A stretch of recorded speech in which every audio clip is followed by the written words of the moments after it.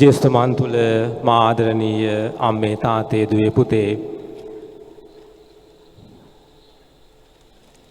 මේ දෙව් මැදුරට ඊයේ සවස පළවෙනි වතාවට ආපු වෙලාවේ මේ වගේම හැන්දෑවක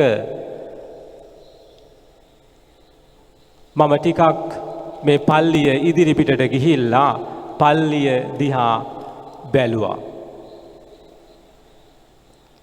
හරියට ස්වර්ගයට ගියා වගේ. ඒ තරම්ම ලස්සන පල්ලියක් අල්තාරයක් ඔබ ගොඩනගලා තිබෙනවා. දකින්න කෙනෙකුට සෑහෙන වෙලාවක් මේ සුද්ධ වූ මණ්ඩපයේ දිහා මේ අල්තාරය දිහා බලාගෙන ඉන්න හිතෙනවා. ඔබ එවැනි දෙයට ආස කෙනෙක් නම් අද අපි අපේ පල්ලියේ මංගල්‍ය සඳහා පවත්වන නුවාණය පළවෙනි නුවාණය හාපුරා කියලා පටන් ගද්දි අපි දවසේ කියවීම අද කියෙව්වේ. නමුත් අද දවසේ මගේ මෙනෙහි කිරීම භාවනාව වෙනත් මාතෘකාවක් ඔස්සේ දිව යන්නේ. නමුත් අපේ මංගල්‍යයට අදාළව. ඒ තමයි අපි මේ උතුම් මංගල්‍යය සමරන්නට යද්දී අපි මේ පළවෙනි දවසේම අර්ථවත් මංගල්‍යයක් සඳහා සූදානමක් වශයෙන් මේ මංගල්‍යයේ ඇති වැදගත්කම ඒට සූදානම් වීමේ වැදගත්කම ගැන මොහොතක් මෙනෙහි කිරීම වටිනවයි කියලා මට හිතුණා. එනිසා ඔබත් එක්ක වචන කීපයක් බෙදා ගන්නට කැමතියි මම මේ පල්ලියේ මංගල්‍යය ඇයි අපිට වැදගත් වෙන්නේ? දෙවියන් වහන්සේගේ මන්දිරය මලින් සරසලා ආලෝකයෙන් ආලෝකවත් කරලා දුමින් පුදලා ගීතිකාවෙන් බැති ගීයෙන් ඔප්නං වෙලා මේ ලස්සන දෙව් මැදුර ඒකාලෝක කරලා මේ මුළු බටපත්තල ගමටම ඇහෙන්නට අපි ශබ්ද විකාශන යන්ත්‍ර දාලා ආලෝක වැල් අමුණලා මලින් සරසලා දෙන්නට යන පණිවිඩයේ ගැඹුර ගැන ඔබත් මාත් මොහොතක් මෙනෙහි කරන්නට අවශ්‍යයි. ඒ සඳහා ප්‍රවේශයක් විදියට මම ගත්තොත් එහෙම අපි මිනිස්සයෝ අපිට ශරීරයක් වගේම ආත්මයක් තිබෙනවා. අපේ දහමේ ප්‍රධාන ඉගැන්වීමක්. මිනිස්සයා දේව සමානකමට මවලා තිබෙනවා. ඒ මිනිස්යාට ආත්මයක් සහ ශරීරයක් තියෙනවායි කියන්නේ. මිනිස්යා ශාරීරික ජීවිතයට වැඩියෙන් සම්බන්ධතා දක්වලා එහි ඇලී ගැලුණොත් මිනිස්යා මේ ලෝකයටම වහලෙක් වෙනවා. නමුත් ආත්මික ජීවිතයත් අපේ ශාරීරික ජීවිතයත් සමබරව අපි අරගෙන ගියොත් අන්න එතනයි දේව කැමැත්ත ඉෂ්ට වෙන්නේ. ඒකයි අපේ ඉගැන්වීම දහමේ. අපිට වගකීමක් තිබෙනවා. එනිසා ඉපදුණු හැම මිනිස්සෙකුටම විශේෂයෙන්ම බෞතිස්මය ලැබපු කතෝලිකයෙකුට වගකීමක් තිබෙනවා. තමන්ගේ ශරීරය නඩත්තු කරනවා හා සමානවම තමන්ගේ ආත්මික ජීවිතය ගැන අවදියෙන් කටයුතු කරන්න. දෙව් මැදුර කියලා කියන්නේ අපගේ ආත්මය පෝෂණය කරන අපගේ ඇතුළාන්ත ජීවිතය පෝෂණය කරන නිවහන. ගෙදර බොහෝ විට අපේ ශාරීරික ජීවිතය අපිට එදිනදා අපි කන බොන දේවල් වලින් අපිව සමෘද්ධ කරලා අපිව ශක්තිමත් කරන නිවහන. එනිසා අපේ ගෙදර අපි අවුරුද්දකට සැරයක් හුණු පිරියම් කරලා අපේ අලුත් අවුරුද්ද නතරට අපි සරසනවා වගේම තමයි දෙව් මැදුර අපේ ගමේ දෙව් මැදුර වසරකට වතාවක්වත් අපි ඒ අරක්ගත් මුනිවරයා හෝ මුනිවරියට ගෞරව දක්වමින් ඒ දෙව් මැදුරේ මංගල්‍ය සිහිපත් කරනවා. නමුත් මේ කතාව ගොඩක් ගැඹුරට යන ඈතට යන කතාවක්. මේක ඇත්තටම අවුරුද්දකට සැරයක් අපි කරන චාරිත්‍රයක් විතරද? මේ ඉස්සරහා ඉන්න අයගේ නම් මම දන්නේ නැහැ. නම දැනගත්තා නම් නමින් අහන්න තිබ්බා. හොඳයි. නමුත් අපි දකිනවා සුදු බයිබලයේ මුල් පොතේම සඳහන් කරනවා දෙවියන් වහන්සේ මිනිස්යාව දේව සමානකමට මැව්වා. අපගේ සමානකමට මිනිස්යා මවමුයි කියලා උන්වහන්සේ මිනිස්යාව මවලා සංඝයක් විදියට පිරිසක් විදියට ජීවත් වෙන්නට පවුලක් විදියට ජීවත් වෙන්නට ආරාධනා කළා. උත්පත්ති පොතේ පළවෙනි පරිච්ඡේදයේ 22 වෙනි වගන්තියේ අපි දකිනවා ඒක. එනිසා මිනිසා නිරන්තරයෙන් දෙවියන් වහන්සේත් එක්ක ගමනක් යන්නේක දකින්නටයි දෙවියන් වහන්සේට ඕන වුණේ. උන්වහන්සේ මිනිස්යාව දේව සමානකමට පළමුවෙන්ම මැව්වේ අන්න ඒ නිසා. ඒ මවපු මිනිස්යාට ශරීරයක් ආත්මයක් දුන්නේ අන්න ඒ නිසා. ශාරීරික ගමනක් වගේම ආත්මික ගමනක් ඔබට තියෙනවා කියලා මුලදිම මිනිස්යාට දෙවියන් වහන්සේ ඒත්තු ගැන්වුවේ නිසා. එහෙනම් අපි දෙව් මැදුර හා සම්බන්ධ වෙලා මේ අරගල කරන්නේ මේ උත්සාහ කරන්නේ අන්න උන්වහන්සේ අපට දුන්නු ඒ ආත්මික ජීවිතය පෝෂණය කරගන්නට ඒ ගමන යන්නට. ඒ ගමනින් අපි ඈත් වෙන හැම වෙලාවකම දෙවියන් වහන්සේ අපට අනතුරු අඟවනවා. අපි දකිනවා ඊශ්‍රායල් ජනතාව සුදු බයිබලයේ ඔවුන් නොමග යද්දී දෙවියන් වහන්සේ ඔවුන්ව සංවිධානය කරන දසපනත දෙනවා. දසපනත දීලා කියනවා මේ අනුව ජීවත් වෙන්න. එහි විශේෂ පනත් තියෙනවා දෙවියන් වහන්සේට ගරු කිරීම පිළිබඳව. ඉරුදින ඒ සුදු දවස ගත කිරීම පිළිබඳව ඒ හැමදේමත් අඩංගු කරලා තියෙනවා. අනිත් පැත්තෙන් සහෝදරයාට ආදරය කිරීම පිළිබඳවත් පනත් ඒකට ඇතුළත් කරලා තියෙනවා. ඒ දසපනතත් එක්කම දෙවියන් වහන්සේ දුන්නු පණිවිඩය මොකක්ද? මැවීමේදී උන්වහන්සේ මිනිස්යාව මවලා තමන්ගේ ස්වරූපයට ඒ දුන්නු ඒ ලස්සන ජීවිතය නැවත උන්ට මතක් කරලා දුන්නා. ඔබ මේ ලෝකයට අයිති නැහැ. ඔබ මට අයිති ජනතාවක්. ඔබ මාත් එක්ක ගමන් කරන්නට ඕන ජීවිතේ හැම කාලයකදීම. I am your God and you are my people. ඔබේ දෙවියන් මම ඔබ මගේ ජනතාව. ඊශ්‍රායල් ජනතාවට දසපනත දීලා දෙවියන් වහන්සේ කිව්වේ යන්නේ ඒකයි. ආරම්භයේදී උන්වහන්සේ මිනිස්යාව සමානකමට මවලා ජීවන හුස්ම හෙළලා මනුෂ්‍යයාට ආත්මික ජීවිතය දුන්නා විතරක් නෙවෙයි පසු කාලෙකදී දසපනත දීලා ඒක අලුත් කරලා ගිවිසුමක් ඇති කරගන්නවා මනුෂ්‍යයත් එක්ක. ඔබට මම මතක් කරනවා ඔබයි මායි අතර ගිවිසුමක් තියෙනවා. ඒ තමයි ඔබේ දෙවියන් මම ඔබේ දෙවියන් වෙනවා වගේම ඔබ මගේ ජනතාව. එනිසා උන්වහන්සේ මතක් කරා ඒ ජනතාවට උන්වහන්සේ ඔවුන් අතර සම්බන්ධතාවයක් තියෙනවායි කියලා. එනිසා අපි දකින මේ ලෝකයේ ඇතිවෙච්ච ඉපැරණිම සහ බලගතුම ගිවිසුම දෙවියන් වහන්සේ ඇති කරගත්තේ උන්වහන්සේ මවපු මිනිසයත් එක්ක. සාම ගිවිසුම් කීයක් නම් අපේ රටේ ඇති වුණාද? ඒවා කඩ කළානේ දේශපාලනඥයෝ මිනිස්සු. ගිවිසුම් කීයක් ඉන්දු ලංකා ගිවිසුම අහලා තියෙනවා නම් ගිවිසුම් කීයක් ලංකාවේ ඇති වුණාද? අපේ එදිනදා ජීවිතේ කොච්චර ගිවිසුම් ඇති කරගන්නවද? කොන්ත්‍රාතු ඇති කරගන්නවද? විවාහයේ ගිවිසුමක් කී දෙනෙක් විවාහ වෙලා ඒ ගිවිසුමට පක්ෂපාතීද? දෙවියන් වහන්සේ ඒ වගේම ගිවිසුමක් අනාදියේදී අවුරුදු දහස් ගණනකට ඉස්සෙල්ලා තමන්ගේ තෝරගත ජනතාව එක්ක ඇති කළා විතරක් නෙවෙයි මේ පරම්පරාව දක්වා මේ ගිවිසුම අරගෙන එනවා. අන්න ඒකට සාක්ෂිය තමයි අපි උන්වහන්සේව හොයාගෙන මේ මැදුරට සතිපතා දිනපතා පැමිණෙන එක.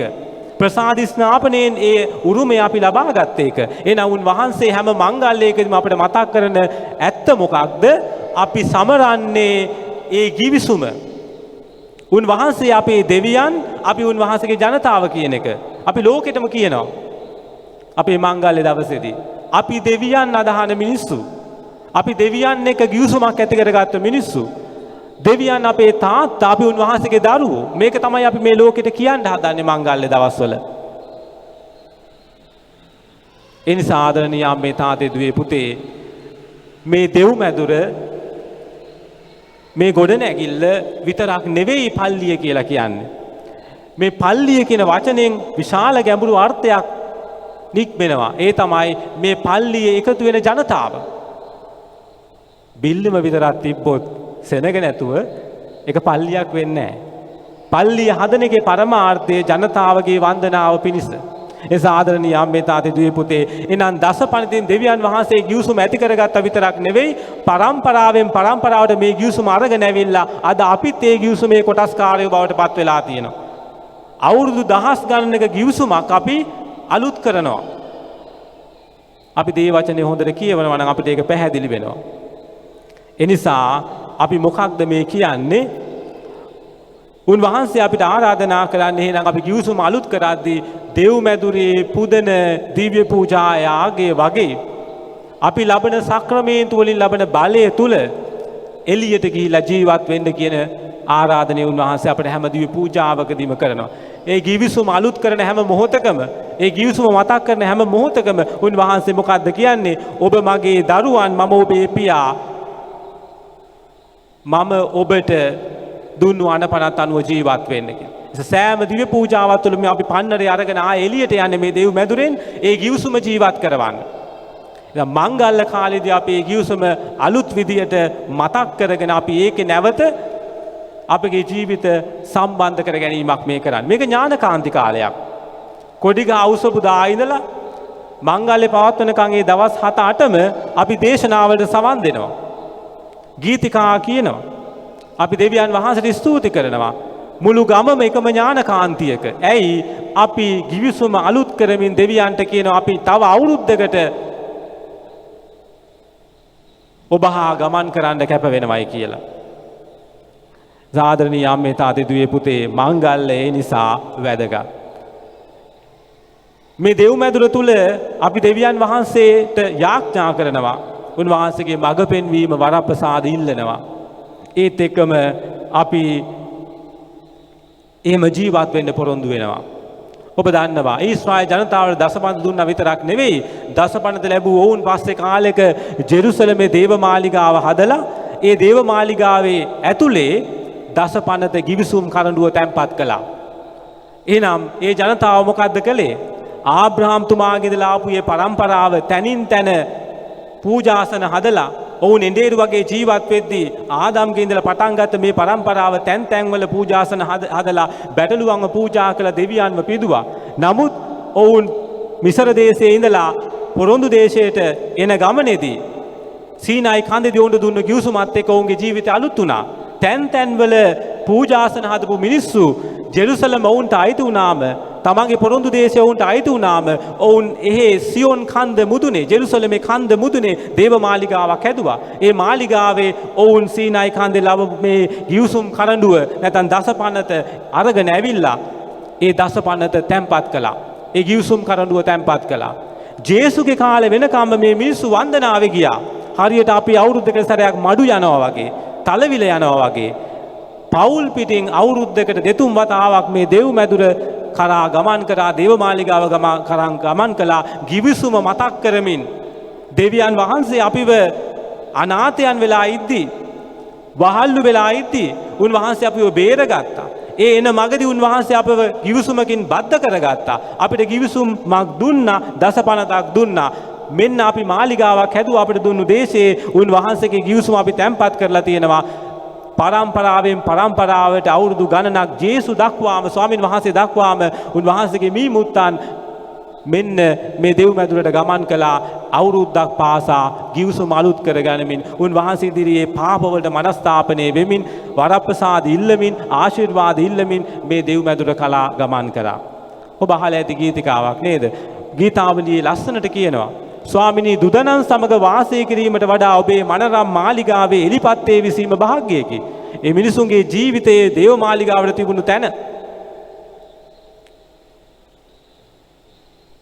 සමිදේ ඔබේ කූඩාරමේ සැරිසරන්නෝ කවුරුදු? ගීතිකාව බහලා ඇති. උන්වහන්සේගේ මහා මනරම් මේ මාලිගාව ගැන උන් කියනවා. වෙති වෙති හිමි පානෝ රජිදු තැතිගෙන වෙවුලති ජනතාවෝ කෙරූබ බලතෑ තතුපිට එතුමෝ අසුන් නරා සිටිනෝ. ගීතිකාව හොඳට කියවන්න. මොකක්ද කියන්නේ? සිංහාසනයේ ආරූඪ වෙලා මේ දේවමාලිගාවේ වැඩ ඉන්න ස්වාමින් වහන්සේටයි මේ ගීතිකාවේ ප්‍රශංසා කරා. එහෙනම් මේ ජේසුගේ මුතුන් මිත්තෝ දේවමාලිගාව මහා ප්‍රබල ස්ථානයක් විදිහට දැක්කේ තමන්ගේ ගිවිසුම අලුත් කරන තමන්ගේ දෙවියන් වැඩ සිටින තැන විදිහට. එහෙනම් මේ දෙව් මැදුරට ඔවුන් වශී වුණා. ඒ දෙව් මැදුර කරා හැමදාම එන්නට ආස වුණා. හැමදාම උදේ නැගිටම ජෙරුසලම් දේවමාලිගාව තියෙන පැත්ත බලාගෙනයි වුන් යාඥා කරේ. අද හරියට මුස්ලිම් ජනතාව මක්කම දිහා බලාගෙන උදේ හවස යාඥා කරනවා වගේ.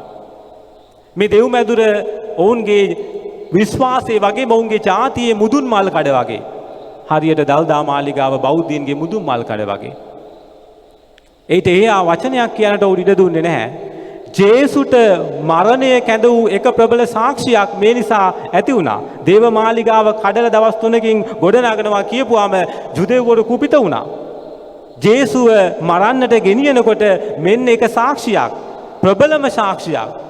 අධිරාජ්‍යයට බදු ගෙවන්නට එපයි කියපු එකයි දේව මාලිගාව කඩනවයි කියපු එකයි තමන් දෙවියන්ගේ පුත්‍රයා කියපු එකයි මෙන්න මේ ප්‍රධාන කාරණා තුන මතයි ජේසුව ජුදාවරු රෝමවරුන්ට පාවලා දීලා කුරුසේ යන ගැහුවේ.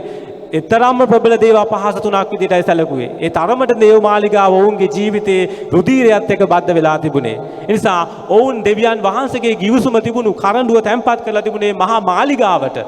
ඒ දෙවියන් වහන්සේගේ ජීවමාන වැඩ සිටීමට මහා පුදුමාකාර බයක්, භක්තියක්, ගෞරවයක් දක්වපු ජනතාවක්.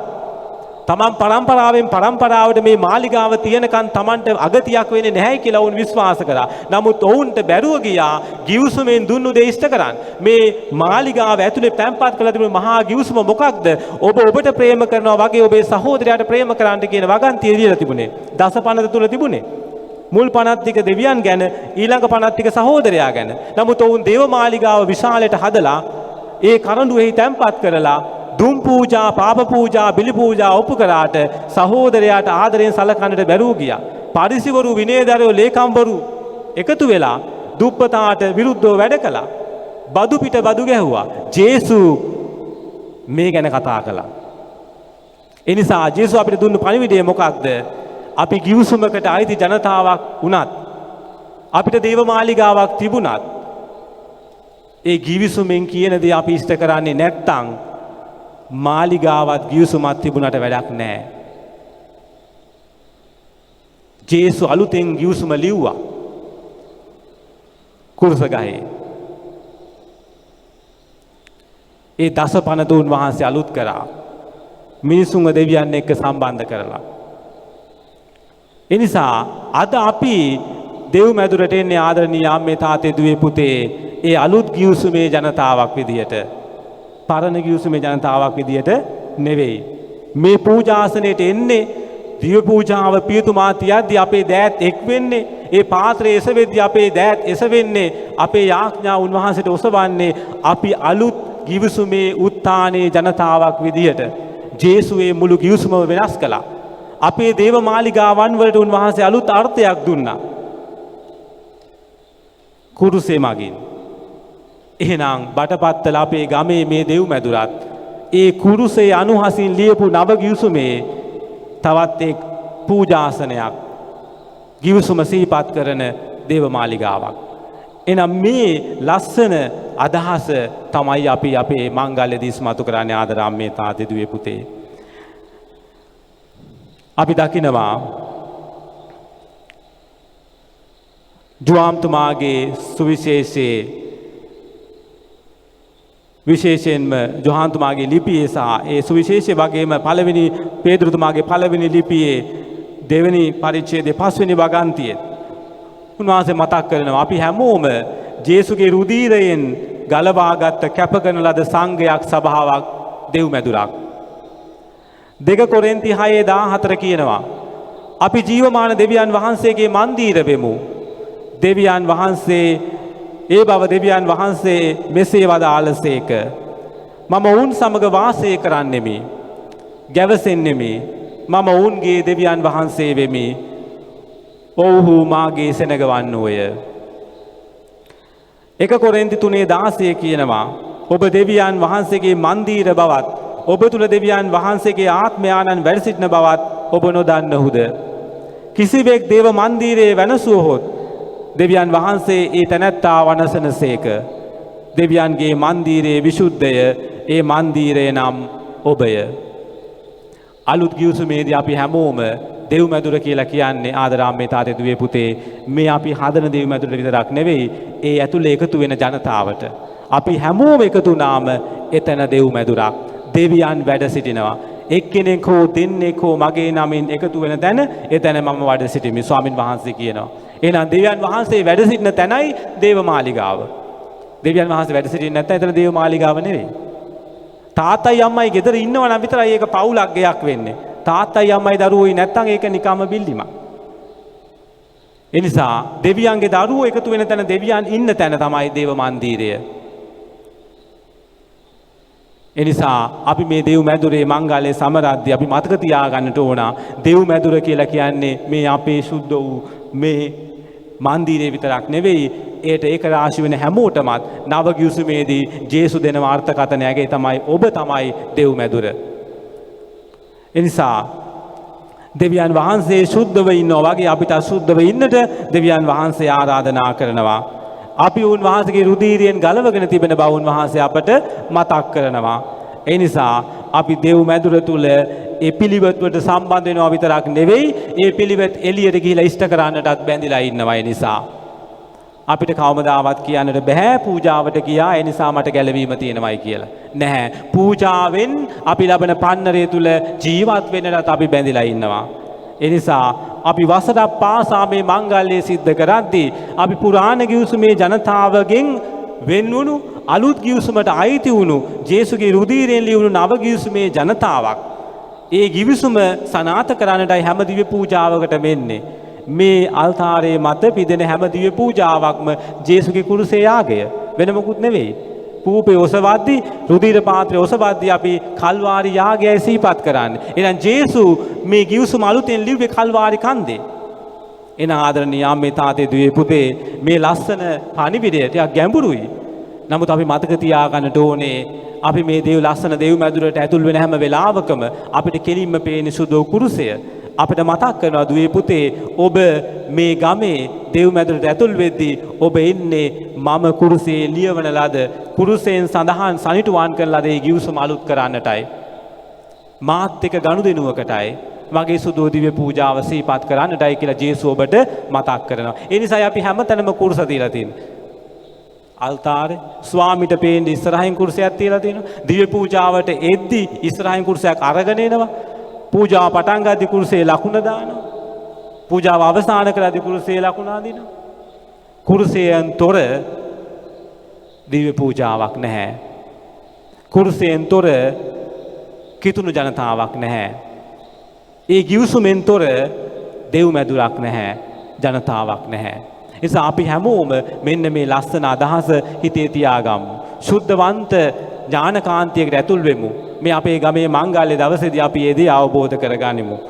දැන් මාත් එක්ක තරහ වෙන්නට එපා. පළවෙනි නුවානෙම පාද විහිළු කතාවක් කිව්වෙත් නැහැ. කතන්දරයක් කිව්වෙත් නැහැ. නේද? පාද ලොකු ගැඹුරු දෙයක් කිව්වේ. නමුත් ඒ දේ තමයි අත්‍යවශ්‍යම දේ. ඒ නිසා මම පාසලේ උගන්වන නිසා මේ පාසලේ උගන්වන සූම් තාක්ෂණය ඔස්සේ උගන්වනකොට මේ ඊයේ පෙර දවසක ආගම පාඩම උගන්වද්දි එක දරුවෙක් මගෙන් අහනවා ෆාදර් පල්ලිය සුදු තැනක් කියලා මම කියාගෙන යද්දි ෆාදර් ඒ වුණාට පල්ලියට ආවම ඔය සමහර ආච්චිලා සීයලා ඔය හිඟමන් යදින ආච්චිලා සීයලා සමහරට පල්ලිය ඇතුළට ඇවිල්ලා ඔරසන් කියන්න උත්සාහ කරනවා. හැබැයි පල්ලියේ ඉන්න මාමල නැන්දලා ඒගොල්ලන්ව ගහලා එලවනවා. ඒක හරිද කියලා ඇහුවා මගෙන්. මං කිව්වා ඒක වැරදි. සමහර විට ඒගොල්ලෝ පල්ලියේ වැඩවලට බාධා කරන්න සමහර අය සොරකම් කරන්න පුරුදු වෙලා ඇති. අන්න ඒ වගේ අය නම් වළක්වන්නට ඕන.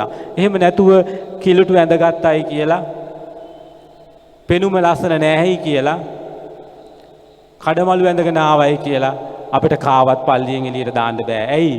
ප්‍රසාද ස්නාපනය ලැබපු හැමෝටම මේ ගිවිසුමට අයිති වුණු හැමෝටම ඒ කුරුසේ ලකුණෙන් ආලේප කරපු හැමෝටම දේව මැදුරට අයිතියක් තියෙනවා.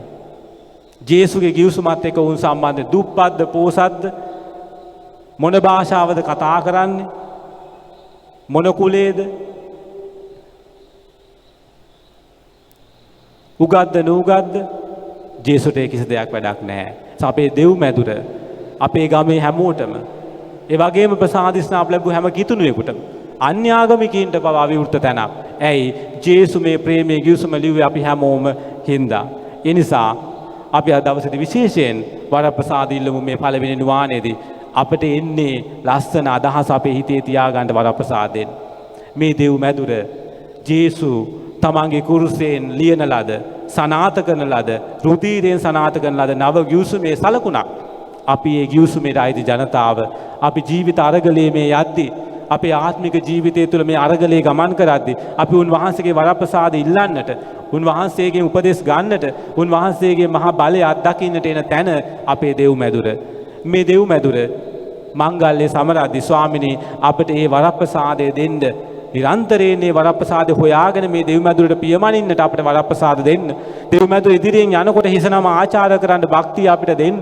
අපේ දරුවන්ව පවුල් හැකි හැම වෙලාවකම මේ දෙව් මැදුරට එකගෙන ඉන්න අපිට වරප්‍රසාද දෙන්න. දවසේ ඕන වෙලාවක හුදකලාව ඇවිල්ලා මේ දෙව් මැදුර ටිකක් මොහොතක් රැඳිලා යාඥා කිරීමේ ආශාව අපිට දෙන්න. මෙන්න මේ වරප්‍රසාද ඉල්ලමින් අද අපි ගමක් විදියට යාඥා කරමු. උන්වහන්සේට කියමු ඔබ වහන්සේගේ මන්දිරයේ දෙස මම දැවෙන ආශාවෙන් බලා සිටිමි. ඒ යාඥාව හැම වෙලාවෙම අපේ සිත්වල රැව්පිලි රැව් දෙන්නට අවශ්‍ය වරප්‍රසාද දෙන්නට කියලා මේ උතුම් දවසේ විශේෂයෙන් යාඥා කරමින් අපි මේ ඥානකාන්ති සමය ආරම්භ කරමු. අපේ මංගල්‍යයට පිවිසෙන්නට මේ උතුම් වූ දවස වරප්‍රසාදයෙන් පිරි දවසක් බවට පත් කරන්න කියලා දෙවියන් වහන්සේට යාඥා කරමු.